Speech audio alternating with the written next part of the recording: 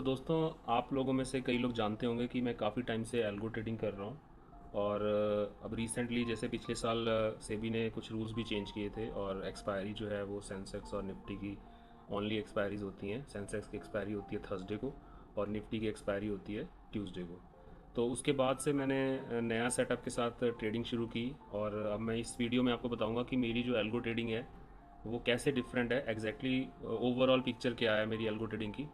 और साथ में ये भी बताऊंगा कि मैंने अपनी एल्गो ट्रेडिंग को सेफ़ कैसे बनाया है, कि किस तरह से उसमें रिस्क मिनिमाइज़ कर दिया है। तो ओवरऑल कितनी बेनिफिशियल है, मैं कितना यूज़ कर रहा हूँ, और ऑफ कोर्स मेरी जो एल्गो ट्रेडिंग है वो काफ़ी और लोग भी यूज़ कर रहे हैं। तो कॉन्सेप्ट क्या है, हम पहले सबसे पहले ये देखते हैं कि हम एग्जैक्टली क्या कर रहे हैं। तो उससे पहले मैं आपको बताता हूँ कि देखो, जो मैं एल्गो ट्रेडिंग कर रहा हूँ उसके मेन फीचर्स क्या हैं। सबसे पहली बात तो मैं सिर्फ इंट्राडे ट्रेडिंग करता हूँ।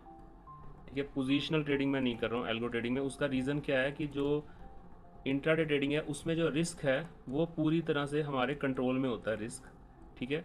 और बिकॉज हम ओवरनाइट पोजीशंस नहीं रखते हैं, तो जो ओवरनाइट रिस्क होता है वो इसमें बिल्कुल भी नहीं होता। तो ओवरनाइट रिस्क में क्या होता है कि आप स्टॉप लॉस नहीं ले सकते। ओवरनाइट में आप स्टॉप लॉस नहीं ले सकते, आपको हेजिंग चाहिए होती है। हेजिंग के साथ क्या होता है, जो पोजीशनल ट्रेडिंग होती है जिसमें आप कैरी रखते हो, एक वीक तक कैरी रखते हो या ज़्यादा टाइम तक कैरी रखते हो, उसमें क्या होता है कि रिवार्ड तो हाई आते हैं पर रिस्क भी हाई होता है। यानी उसमें प्रॉफिट भी ज़्यादा आते हैं, लॉसेस भी ज़्यादा आता है, तो अप डाउन बहुत ज़्यादा होते हैं उसमें। तो इसलिए जो इंट्राडे ट्रेडिंग है उसमें ये है कि कोई ओवरनाइट का रिस्क नहीं है। ठीक है।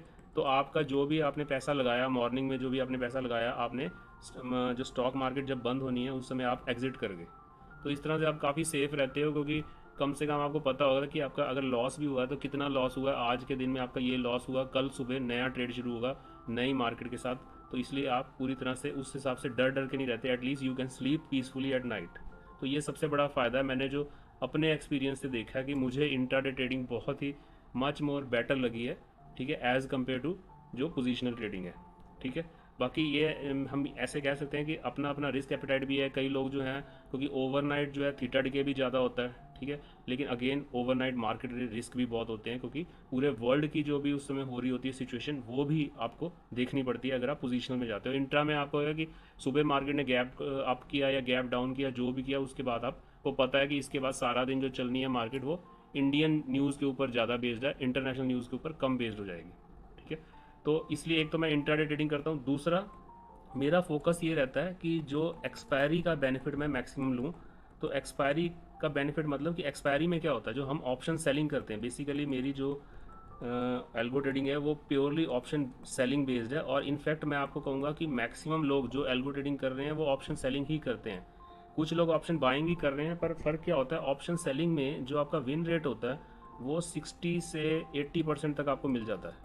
विन रेट क्या होता है, विन रेट मतलब कि अगर आप 100 ट्रेड लेते हो तो उसमें से कितने ट्रेड जो हैं आपके प्रॉफिट में आ रहे हैं और कितने लॉस में। तो ऑप्शन सेलिंग में 60 से 80% तक आपके ट्रेड प्रॉफिट में आते हैं, और कह लो कि 20 से 40% तक लॉस में आते हैं। तो इसमें आप जितना बड़ा नंबर अचीव कर लेते हैं उतना ज़्यादा आपकी ट्रेडिंग अच्छी है, उतना आपकी साइकोलॉजिकली अच्छी रहेगी। क्योंकि अगर आप रोज़ अगर आप देखते हो कि प्रॉफिट आ जाए, मतलब रोज़ तो चलो वैसे नहीं आता, बट मान लो अगर आपको बहुत ऑफनली प्रॉफिट आ रहा है, ठीक है, तो आप ज़्यादा सेटिस्फाइड रहते हो। तो इसलिए ऑप्शन सेलिंग में आपको, क्योंकि विन रेट ज़्यादा अचीव होता है, तो ये ज़्यादा सेटिस्फाइंग होती है साइकोलॉजिकली हमारे लिए, ज़्यादा ये ईजी होती है कि हम इसको कंटिन्यू रख सकते हैं। पर ऑप्शन बाइंग में क्या होता है, ऑप्शन बाइंग में 50% या 60% तक ही जनरली आपको विन रेट मिलता है। विन रेट क्योंकि बहुत कम मिलता है तो लॉसेस बहुत ज़्यादा होते हैं, तो आप ज़्यादा घबराते हो। और साथ में क्या है कि ऑप्शन सेलिंग में एक और बेनिफिट है कि इसमें, हालांकि देखो, इसमें प्रॉफिट भी ज़्यादा नहीं होता और लॉस भी बहुत ज़्यादा नहीं होता, पर ऑप्शन बाइंग में प्रॉफिट और लॉस दोनों ही ज़्यादा होते हैं। तो इसलिए अगेन ऑप्शन जो बाइंग है वो साइकोलॉजिकली ज़्यादा डिफिकल्ट होती है और as compare to option selling. अब एक फ़र्क ये होता है कि जो ऑप्शन सेलिंग है उसमें कैपिटल ज़्यादा चाहिए होती है, लेकिन सबसे बड़ी रिक्वायरमेंट है कैपिटल ज़्यादा चाहिए। तो ये कम कैपिटल से नहीं हो पाती।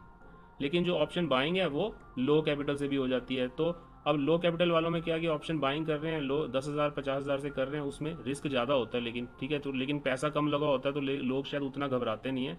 पर ऑप्शन सेलिंग में क्योंकि पैसा ज़्यादा लगा होता है तो हम उसमें ज़्यादा रिस्क नहीं ले सकते, इसलिए ऑप्शन सेलिंग हम लोगों को ज़्यादा बेनिफिशियल लगती है, क्योंकि हम ज़्यादा बड़ी कैपिटल से ट्रेड करते हैं। और जो कंसिस्टेंट इनकम है, कि अगर आप कहो ना कि मुझे स्टॉक मार्केट से रेगुलर इनकम बनानी है, तो देखो, रेगुलर इनकम कहना गलत होगा फिर भी स्टॉक मार्केट से, पर फिर भी जो मेरा एक्सपीरियंस है कि अगर आप फिर भी एक कंसिस्टेंट इनकम चाहते हो तो वो ऑप्शन सेलिंग में ज़्यादा पॉसिबल होती है as compare to option buying. Option buying में उतार चढ़ाव बहुत आते हैं कि कभी कभी तो आप एक मंथ में पैसा डबल कर लोगे और कभी कभी आपका मंथ में बहुत लॉस हो जाता है, तो उसमें आप एक रेगुलर इनकम की तरह नहीं कर पाते। ऑप्शन बाइंग एक लॉटरी की तरह ही रह जाता है। लेकिन ऑप्शन सेलिंग में फिर भी आप एक कंसिस्टेंट इनकम कर लेते हो। ठीक है। पर बहुत सारी चीज़ें हैं, ऑप्शन सेलिंग कहना सिर्फ एक वर्ड इनफ नहीं है। ऑप्शन सेलिंग में सेफ्टी के साथ आप कर रहे हो, सारा कुछ कैसे कर रहे हो वो सिर्फ एल्गो ट्रेडिंग से ही अचीव होता है। ठीक है, क्योंकि एल्गो ट्रेडिंग में क्या है कि सारी की सारी जो ट्रेडिंग है वो ऑटोमेटेड होती है। ठीक है, ये आप याद रखो। एल्गो ट्रेडिंग का मतलब क्या होता है? एल्गो ट्रेडिंग मतलब ये ऑटोमेटेड ट्रेडिंग है। ये आप अपने हाथ से मैनुअली नहीं करते, अपने आप मैनुअली नहीं कर सकते भी, क्योंकि बहुत फास्ट देखना होता है कि स्टॉप लॉस जो है अगर हिट हो रहा है, किस टाइम पे हिट हो रहा है स्टॉप लॉस, उसके बाद अगर कोई री एंट्री करनी है, ठीक है, कब एग्जिट करना है, ठीक है, जो भी आपने इसमें परचेज करना है, जो सेल करनी है ऑप्शंस, वो कब करनी है, कौन से स्ट्राइक प्राइस पे करनी है, ये बहुत फास्ट कैलकुलेटेड होता है। ये फास्ट कैलकुलेशन पॉसिबल सिर्फ सॉफ्टवेयर के थ्रू हो सकती है, मैनुअली नहीं हो सकती। इसलिए एल्गो ट्रेडिंग जो है वो ऑटोमेशन के साथ ही होती है और उसके साथ ही करनी होती है। तो मैं जो करता हूँ, मैं एल्गो ट्रेडिंग करता हूँ सिर्फ इंट्राडे में ऑप्शन सेलिंग के साथ। ठीक है, सिर्फ यही होती है और मेरा सारा सिस्टम जो है वो फुली ऑटोमेटेड है। मेरा अपने बनाए हुए सॉफ्टवेयर हैं। ठीक है, तो मैंने खुद सॉफ्टवेयर डेवलप किए हैं इसमें। तो जो मैंने सॉफ्टवेयर डेवलप किया है, मैंने काफ़ी साल से मैं कर रहा हूँ ये, ऑलरेडी 6 ईयर्स से मैं सॉफ्टवेयर डेवलप करता हूँ जो एल्गो ट्रेडिंग के सॉफ्टवेयर हैं। तो पाइथन में ही मैंने डेवलप किया। पाइथन क्या है? पाइथन बेसिकली एक प्रोग्रामिंग लैंग्वेज है, कंप्यूटर की प्रोग्रामिंग लैंग्वेज है, जो कि एल्गो ट्रेडिंग के लिए काफ़ी पॉपुलर है। तो मैंने इस प्रोग्रामिंग लैंग्वेज में ही अपने सारे के सारे जितने भी एल्गोज हैं, अपनी एल्गो की जो ट्रेडिंग की स्ट्रेटजीज़ हैं, वो मैंने पाइथन में इम्प्लीमेंट किए हैं और सारा कुछ ऑटोमेटेड है और सारा कुछ साथ में बैक टेस्टेड भी है। अब बैक टेस्टिंग बहुत ज़रूरी होती है। बैक टेस्टिंग का मतलब क्या होता है? बैक टेस्टिंग मीन्स कि जो भी मैंने स्ट्रेटजी बनाई उसको मैं पिछले मंथ्स में किसी टूल को यूज़ करके टेस्ट करूं कि क्या वो स्ट्रेटजी अगर चल रही होती मार्केट में पिछले मंथ्स में तो क्या उसमें प्रॉफिट आया होता। तो ये बहुत ज़रूरी है बैक टेस्टिंग करनी, और बैक टेस्टिंग करके ही आप कन्विंस होते हो, आपको कॉन्फिडेंस आता है कि वो स्ट्रेटजी आगे परफॉर्म करेगी। तो डेफिनेटली पहले तो स्ट्रेटजी बनाने से पहले हमें ये देखना होता है कि वो स्ट्रेटजी में क्या क्या फैक्टर्स हैं, कि वो ऐसे जो जो भी हम उसमें फैक्टर्स लगा रहे हैं, आई मीन कि कैसे हमने क्या कब ऑप्शन सेल करना है, कब स्टॉप लॉस कितनी वैल्यू पे हिट होना चाहिए। ठीक है, तो ये सारी चीज़ें जो है हमारी पहले भी एक चीज़ बहुत एल्गोरिथमिकली, बहुत मैथमेटिकली कैलकुलेटेड होनी चाहिए सही तरह से कि वो वैल्यूज़ में उनकी कोई सेंस बने। ठीक है, और उसके बाद ही हम उसको वैल्यूज़ को अरेंज करके फिर बैक टेस्टिंग करते हैं, फिर उसमें देखते हैं कि रिजल्ट्स कैसे आए हैं। अगर वो रिजल्ट्स उतने अच्छे नहीं आ रहे तो फिर और रिफाइन करते हैं एल्गोरिदम। और साथ में जैसे जैसे ट्रेडिंग चल रही है साथ में भी मैं इनको कॉन्टीन्यूसली वॉच करता हूँ कि क्या ये इनकी जो रिजल्ट्स जैसे एक्सपेक्टेड हैं वैसे आ रहे हैं कि नहीं आ रहे, और साथ साथ फिर मैं उनको इम्प्रोवाइज़ भी करता हूँ अपने एल्गोज़ को, ताकि उनके रिजल्ट्स बेटर आएँ। ठीक है, अभी और आगे देखते हैं पहले कि मैं बेसिकली मेरा स्ट्रेटजीज बनाने का कॉन्सेप्ट क्या है। ठीक है, और उसके बाद ओवरऑल मेरा एल्गो का प्लेटफॉर्म कैसे चलता है। तो जो मैं स्ट्रेटजीज़ इंप्लीमेंट करता हूँ उनमें क्या होता है ख़ास कि देखो, एक तो निफ्टी की स्ट्रेटजीज़ हैं इंट्राडे की, और दूसरा है सेंसेक्स की। ठीक है, अब जो निफ्टी है उसकी एक्सपायरी है ट्यूसडे को और सेंसेक्स की एक्सपायरी है थर्सडे को। तो हम क्या करते हैं कि फ्राइडे को और मंडे को क्या होता है कि जो थीटा डिके है वो निफ्टी के लिए मैक्सिमम होता है फ्राइडे और मंडे को। ठीक है, तो फ्राइडे और मंडे जो मैं स्ट्रेटजीज रन करता हूँ वो प्योरली निफ्टी की रन करता हूँ, ताकि हम थीटा डिके का बेनिफिट लें। बिकॉज जो ऑप्शन सेलिंग होती है वो थीटा डिके के बेनिफिट ऑप्शन सेलिंग में लिया जा सकता है। ऑप्शन बाइंग की दुश्मन होता है थीटा डिके। जो थीटा डिके है ये ऑप्शन बाइंग का दुश्मन है, लेकिन ऑप्शन सेलिंग का ये फ्रेंड है। ऑप्शन सेलिंग थीटा डिके से प्रॉफिट ले सकती है। ठीक है, अब सेंसेक्स में क्या है कि सेंसेक्स में ट्यूसडे, वेडनेसडे एंड थर्सडे को मैं जो ट्रेड करता हूँ वो सेंसेक्स में करता हूँ, ताकि सेंसेक्स की जो थीटा डिके है उस समय हाईएस्ट होगी। थर्सडे को उसकी एक्सपायरी है तो थर्सडे को तो सबसे हाईएस्ट होगी। ठीक है, तो बेनिफिट जो है सेंसेक्स की जो इंट्राडे ट्रेडिंग है उसमें थीटा डिके का बेनिफिट लिया जा सकता है।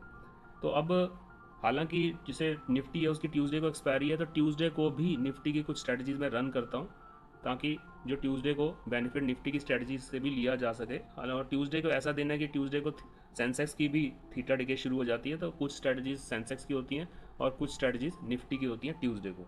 ठीक है, अब एग्जांपल के तौर पे लेते हैं सेंसेक्स के केस में। अब जैसे ट्यूसडे है फिर वेनसडे है और फिर थर्सडे है। थर्सडे तो है एक्सपायरी का डे। एक्सपायरी के दिन जो थीटा है वो हाईएस्ट होगा, ठीक है, सबसे ज़्यादा होगा, सबसे ज़्यादा थीटा डिके होगा। मतलब जो प्रीमियम के प्राइसेस हैं, ऑप्शंस के जो प्रीमियम के प्राइसेस हैं वो बहुत तेज़ी से गिरेंगे, और वो जितना तेज़ी से गिरेंगे उतना हमारे लिए अच्छा है, ठीक है। और वेनसडे को जो थीटा डिके है वो जो थर्सडे का थीटा डिके है उससे कम होगा, ठीक है। और यानी कि हमें उतना बेनिफिट नहीं मिलेगा थीटा का जितना हमें थर्सडे को मिलता है। और ट्यूसडे को जो थीटा डिके है वो सबसे कम होगा, राइट, इन तीनों में से। अब देखो, थीटा के अलावा भी हमें और भी चीज़ें देखनी होती, हमें और भी बेनिफिट लेने होते हैं, बिकॉज सिर्फ थीटा पे डिपेंड नहीं कर सकते। कारण क्या है, बिकॉज अगर मेरी सारी स्ट्रेटजी सिर्फ थीटा पे डिपेंड करें और मार्केट में अगर बहुत शार्प मूव आएगा तो वो शार्प मूव से ऑप्शन के प्रीमियम इतने बढ़ जाएंगे कि थीटा उतना बेनिफिट नहीं देगा जितना मेरा डेल्टा लॉस कर देगा, ठीक है। डेल्टा क्या चीज़ होती है? डेल्टा होता है कि कितनी फास्ट प्रीमियम बढ़ रहे हैं, ठीक है, कितना प्रीमियम की वैल्यू बढ़ेगी अगर प्राइस बढ़ेगा, जो स्टॉक का प्राइस बढ़ेगा। अब हमारे यहाँ पे स्टॉक नहीं है, हमारे यहाँ तो निफ्टी का इंडेक्स है।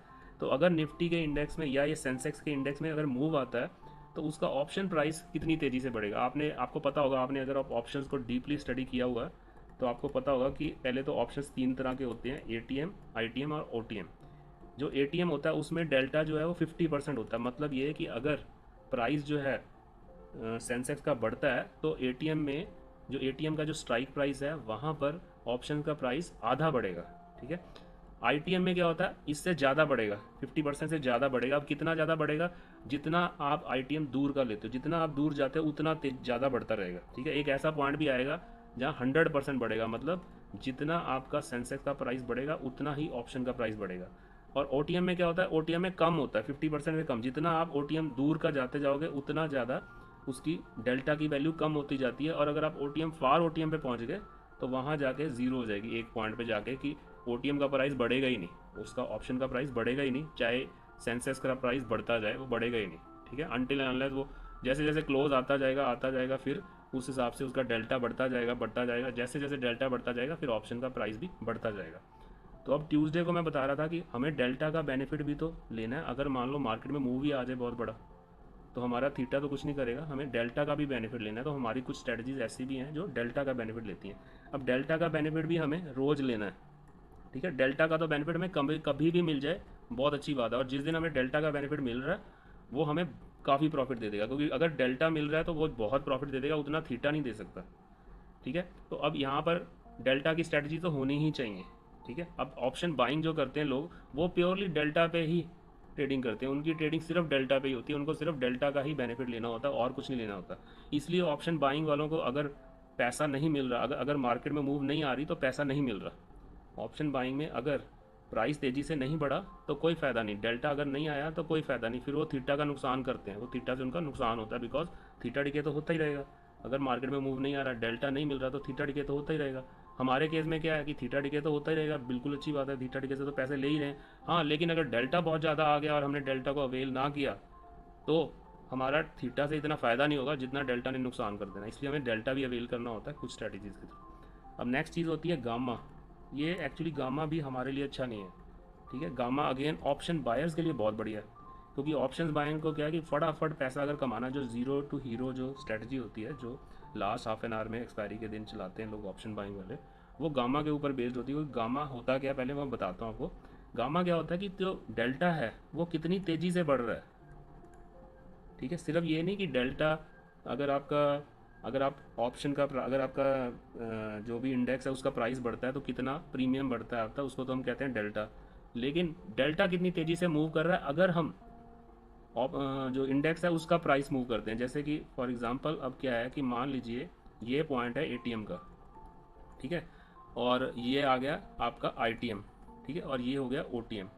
अब क्या होगा कि अगर आप ट्यूसडे को ट्रेडिंग कर रहे हो तो ट्यूसडे के दिन क्या होगा कि ये जो रेंज है ना, मान लीजिए यहाँ पर आके डेल्टा 1 हो जाता है, यहाँ पे आके 0.5 हो जाता है और यहाँ 0 हो जाता है। तो ट्यूसडे के दिन ना ये रेंज काफ़ी बड़ी होगी, यानी कि जो डेल्टा है वो काफ़ी दूर तक जाके 0 होगा। तो अगर मार्केट में ऐसे प्राइस मूव करता है, ऐसे ऐसे मूव करता है, तो डेल्टा में कुछ बहुत ज़्यादा चेंज नहीं आ रहा, ठीक है, क्योंकि डेल्टा की रेंज बहुत लंबी है। यानी कि प्राइस जो है उसका चेंज जो है होना, जो जिस रेट से प्राइस चेंज होना है वो रेट जो है वो धीरे धीरे से कम हो रहा है। मतलब ओटीएम में भी आपको अच्छे खासे प्रीमियम्स मिल रहे हैं, ठीक है, क्योंकि वो धीरे धीरे कम हो रहा है। लेकिन जब एक्सपायरी आएगी ना, उस दिन ये रेंज बहुत कम हो जाएगी, ठीक है। ऐसे मान लो कि आईटीएम में जो वन है ना, जो मैक्सिमम आपको डेल्टा मिलना है वो वन है, और ओटीएम में आपको जो डेल्टा मिलना है ज़ीरो है। तो वो जो ज़ीरो और वन है ना, वो बहुत पास आ जाएंगे, ठीक है।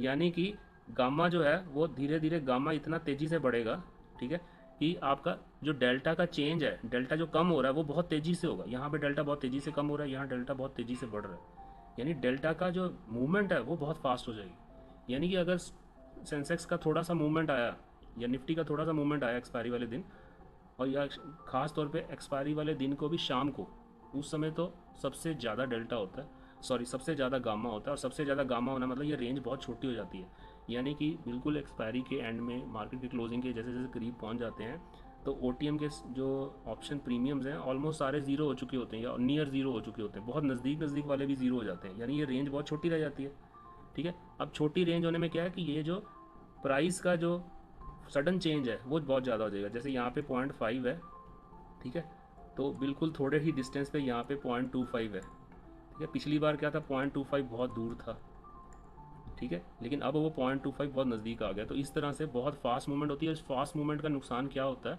कि प्रीमियम बहुत तेज़ी से बढ़ सकता है, और अगर प्रीमियम बहुत तेज़ी से बढ़ेगा तो हमारा स्टॉप लॉस हिट हो सकता है। यानी गामा जो है वो डेंजरस है हमारे लिए, और गामा सबसे हाई होगा थर्सडे को, ठीक है, उससे कम होगा वेनसडे को, उससे कम होगा ट्यूसडे को, ठीक है। तो अब क्या होगा कि अब इन तीनों में अगर हम देखें हमारे लिए सबसे सेफ क्या है, हमारे लिए क्या है कि इस दिन क्या है कि थीटा जो है बहुत ज़्यादा नहीं गिरा, ठीक है, लेकिन बहुत कम भी नहीं है इस दिन की तरह। यानी rate of theta decay Wednesday को अच्छा खासा है, और गामा भी उतना ज़्यादा नहीं बढ़ा जितना कि थर्सडे को है, ठीक है। यानी हमारे लिए एक्चुअली वेनसडे बहुत अच्छा दिन होता है, बिकॉज वेनसडे को क्या है कि थीटा डिके तो हमें मिल रहा है, ठीक है, लेकिन गामा वाला खतरा नहीं है। पर थर्सडे को क्या है कि थीटा तो हमें बहुत अच्छा मिल रहा है, पर गामा का खतरा भी बहुत है। और ट्यूसडे को क्या है कि ट्यूसडे को थीटा जो है हमें उतना नहीं मिल रहा, ठीक है, गामा भी उतना नहीं है, यानी कुछ भी ज़्यादा नहीं है खास खास, ठीक है। तो ट्यूसडे को हमें नॉमिनल से प्रॉफिट मिलेंगे। हाँ, अगर मान लो विक्स बहुत हाई है, ठीक है, विक्स क्या होता है, वॉलेटिलिटी इंडेक्स होता है जिससे प्रीमियम डिसाइड होते हैं। जो एक इंडेक्स का, हमारी निफ्टी का जो इंडिया विक्स जिसको हम वॉलेटिलिटी इंडेक्स कहते हैं, इसकी वैल्यू जनरली होती है 10, 12, 15 इतनी चलती है। लेकिन जब कोई रिस्क हो जाता है मार्केट में, कोई वार हो जाए या कोई भी एक्सटर्नल रिस्क बढ़ता है, तो विक्स की वैल्यू बढ़नी शुरू हो जाती है, और ये बढ़ के कहीं पे भी पहुंच सकती है। जैसे कोविड के टाइम पे ये 80 के अराउंड तक पहुंच गई थी। तो नॉर्मली ये जब मार्केट एक नॉर्मल मार्केट है जिसको हम लो विक्स मार्केट कहते हैं, उसमें इसकी वैल्यू 10 और 15 के बीच में रहती है, ठीक है। लेकिन अगर ये विक्स की वैल्यू बहुत बढ़ जाती है, तो इसकी वैल्यू बढ़ने से प्रीमियम बढ़ जाते हैं, और जब प्रीमियम बढ़ जाते हैं तो थीटा का मज़ा हमें और भी ज़्यादा आता है, क्योंकि अगर प्रीमियम बड़े होंगे तो उतने ही वो गिर के जीरो भी आएंगे, यानी हमें ज़्यादा प्रीमियम मिलेगा, हमें थीटा डिके का बेनिफिट ज़्यादा मिलेगा। तो ऑप्शन सेलिंग वालों को विक्स बड़े होने पे बहुत बड़ा फ़ायदा है। हालांकि ऑप्शन बाइंग वालों को तब फ़ायदा जब विक्स कम होगा, क्योंकि विक्स कम होगा तो वो लो प्रीमियम में बाय करेंगे। लेकिन हम क्योंकि ऑप्शन सेलिंग कर रहे हैं, हमें ज़्यादा प्रीमियम मिले तो उतना अच्छा है, तो हमें हाई विक्स पे ज़्यादा बेनिफिट है। तो ट्यूसडे के दिन अगर मान लो, अगर काफ़ी दिनों से अगर मान लो हाई विक्स चल रहा है, तब तो हमारे लिए ट्यूसडे बहुत अच्छा दिन है। अदरवाइज हमारे लिए ओके ओके डे है, यानी थीटा हमें उतना नहीं मिल रहा, ठीक है, लेकिन गामा का रिस्क भी नहीं है कोई ऐसा। हाँ, अगर डेल्टा मिल जाए तो बहुत अच्छी बात है। ट्यूसडे को अगर हमें डेल्टा मिल जाए तो हम लोग डेल्टा से पैसे कमा लेंगे। तो इस तरह से हमारी ये अलग अलग स्ट्रैटेजीज़ हैं, जो अलग अलग दिन में कैसे मार्केट का बिहेवियर है उसके ऊपर डिपेंड करती हैं, और उस तरह की वो स्ट्रैटेजीज़ मैंने इंप्लीमेंट की हैं। और एज आई टोल्ड यू कि मैं इन स्ट्रैटेजीज़ को रेगुलरली इम्प्रोवाइज़ भी करता रहता हूँ, ताकि जो भी मार्केट के बिहेवियर्स को रिलेटेड जितनी भी जो चेंजेस आ रहे हैं उसको हम समझें, और बेटर हमारे पास बैक टेस्टिंग का डेटा भी हो जाता है। और जितना ज़्यादा बैक टेस्टिंग का डेटा होगा उतना हम ज़्यादा इसको अच्छी तरह से बेटर बना पाएंगे। तो अब देखते हैं कि मेरा जो एल्गो ट्रेडिंग का प्लेटफॉर्म है ये एग्जैक्टली कैसे वर्क करता है, इसमें क्या क्या अलग अलग ब्लॉक्स हैं, किस तरह से इसमें अलग अलग चीज़ें कनेक्ट होती हैं। तो सबसे पहले जो इम्पोर्टेंट चीज़ है वो है ब्रोकर।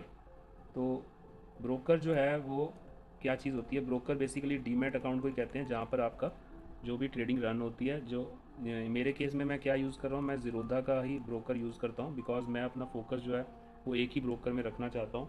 अलग अलग ब्रोकर्स में मैं कंपैटिबिलिटी नहीं देना चाहता, बिकॉज उससे मेरा फोकस हट जाएगा कि मैं जो स्ट्रैटेजीज़ हैं वो इम्प्रोवाइज़ करने पे ही ज़्यादा ध्यान दूँ, ताकि वो ज़्यादा से ज़्यादा बेटर स्ट्रैटेजीज़ हों, रेदर दैन कि मैं मल्टीपल ब्रोकर्स के साथ सपोर्ट के ऊपर फोकस करूँ। तो ज़ीरोधा के साथ ही मैं रन करता हूँ इसको। और अब होता क्या है कि जो ब्रोकर हैं उसी में ही हमारी स्ट्रैटेजी सारी रन होती हैं, और इसी में हमारे फंड्स होते हैं, जो फंड्स हमारे इसमें पड़े होते हैं, जो फंड्स को हम बेसिकली एलोकेट कर देते हैं अलग अलग स्ट्रैटेजीज़ के ऊपर। तो तो जो अलग अलग स्ट्रेटजीज़ हैं वो फंड्स को एक फ्रैक्शन ऑफ फंड्स यूज़ करती हैं। जैसे मान लो 3 स्ट्रेटजीज़ हैं और 3 स्ट्रेटजीज़ में एक स्ट्रेटजी ज़्यादा बेटर है तो वो ज़्यादा फंड यूज़ करती है। तो इस तरह से फंड्स की एलोकेशन मैं कर देता हूँ सही तरह से पॉसिबल जो हो सकती है कि जिस दिन जो स्ट्रेटजीज़ ज़्यादा बेटर परफॉर्म कर सकती हैं। और अब ब्रोकर जो है वो हमें एक एपीआई इंटरफेस देता है। बेसिकली एपीआई इंटरफेस क्या होता है, एक कमांड्स का इंटरफेस होता है, हर ब्रोकर ये प्रोवाइड करता है, उसी से ही हम एल्गो ट्रेडिंग रन कर सकते हैं। एपीआई इंटरफेस मतलब कमांड्स होती हैं। अब कैसी कमांड्स होती हैं, जैसे मान लो ऑर्डर प्लेस करना है आपने तो ऑर्डर प्लेस करने की कमांड होगी, ठीक है। अगर आपने ऑर्डर कैंसिल करना है तो ऑर्डर कैंसिल करने की कमांड होगी, ठीक है। ऑर्डर एग्जिट करना है तो उसकी कमांड होगी, ठीक है।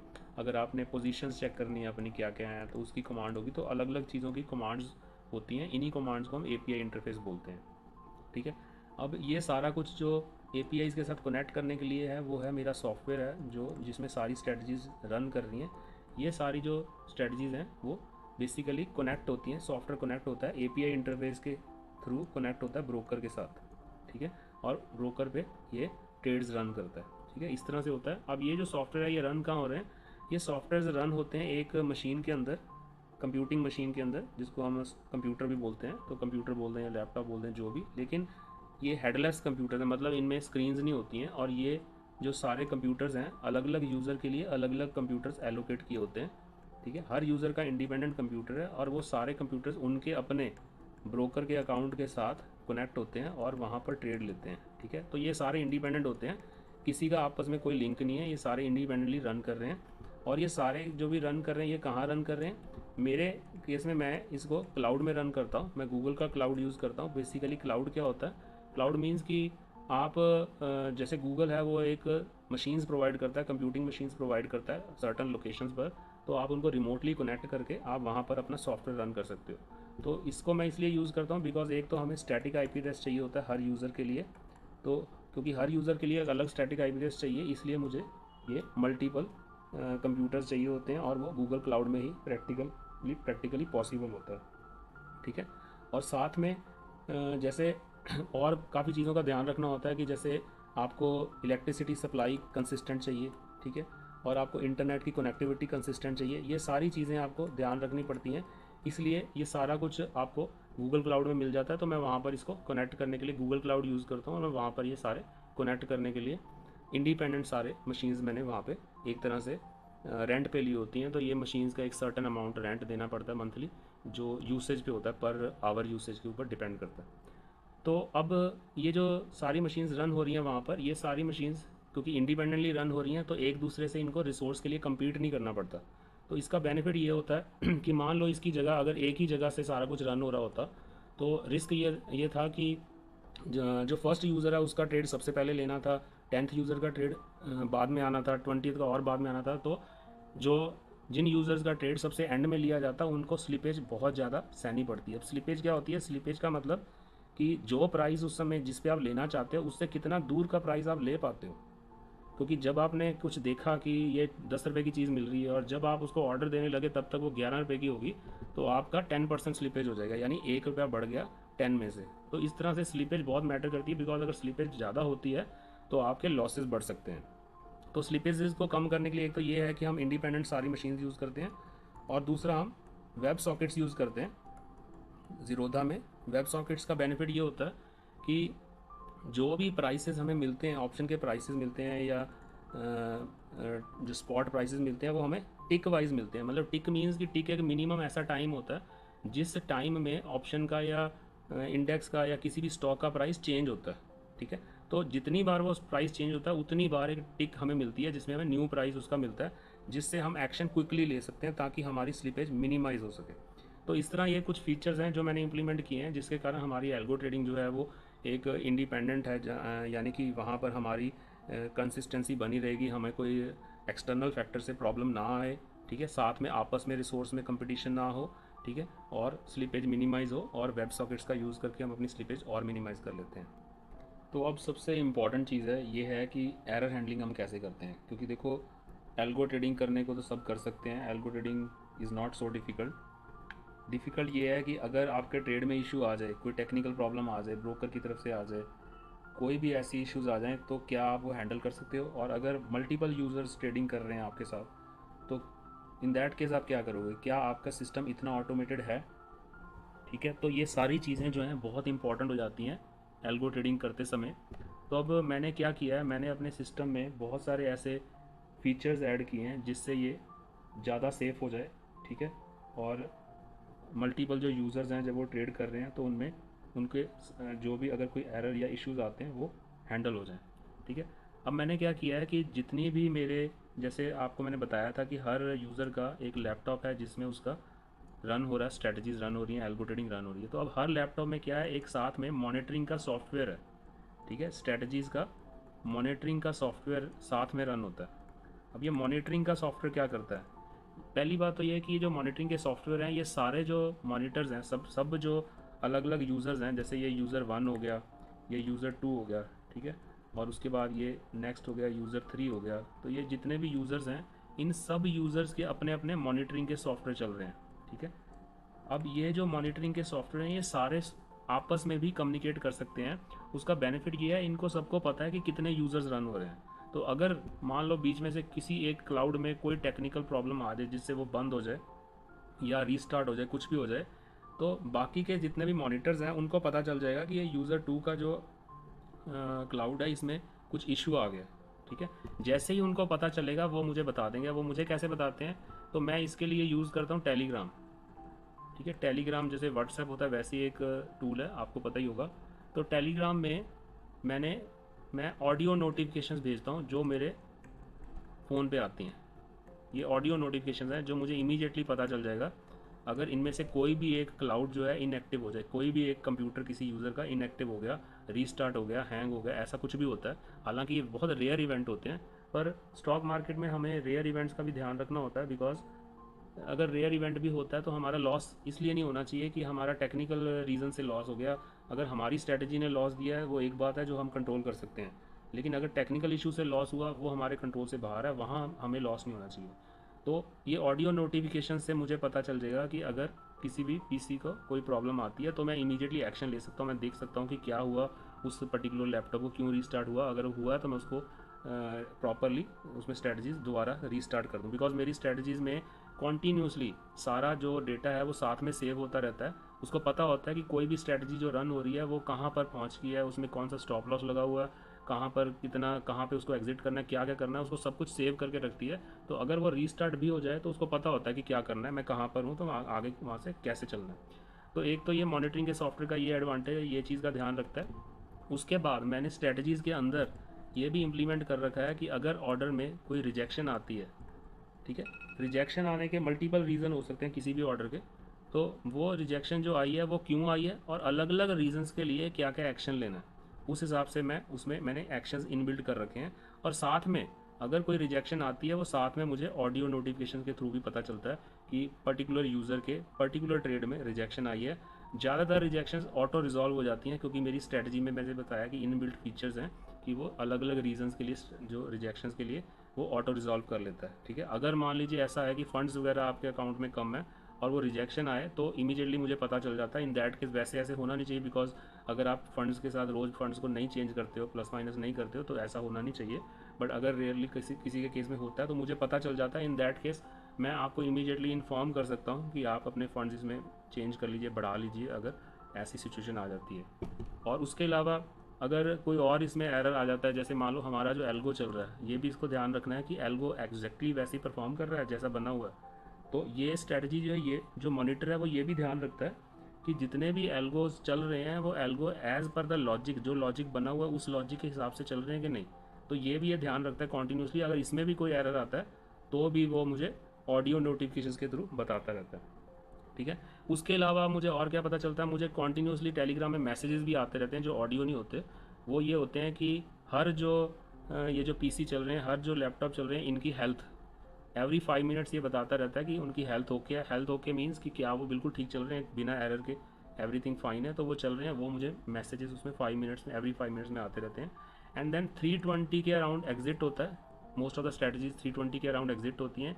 तो उसके बाद ये भी चेक होता है कि सारी स्ट्रेटजीज प्रॉपरली एग्जिट हो गई हैं सारे यूज़र्स की। अगर कहीं पे किसी के भी यूज़र में कोई एग्जिट में इशू आ गया तो भी मुझे इमीडिएटली पता लग जाता है ऑडियो नोटिफिकेशन से।